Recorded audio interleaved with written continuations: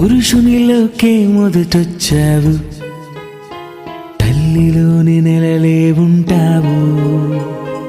భూమిపైకి ఎప్పుడో వచ్చావు, నీ పని ఉందని ఇప్పుడే పుట్టావు.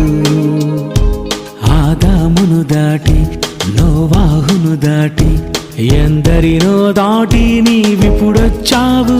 నిన్ను కావాలనుకున్నాడు ఎప్పుడో, ఈ జగత్తు పుట్టక ముందే ఎప్పుడో. పని ఉందని దేహాన్ని ఇస్తున్నాడు, పనైపోతే రూపం చెరిపేస్తున్నాడు.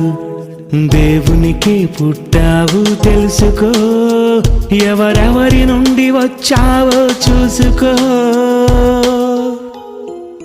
ఎదురు చూసాడు నీ కొరకు దేవుడే, తరతరాలున్నావు నువ్వు తనలోనే.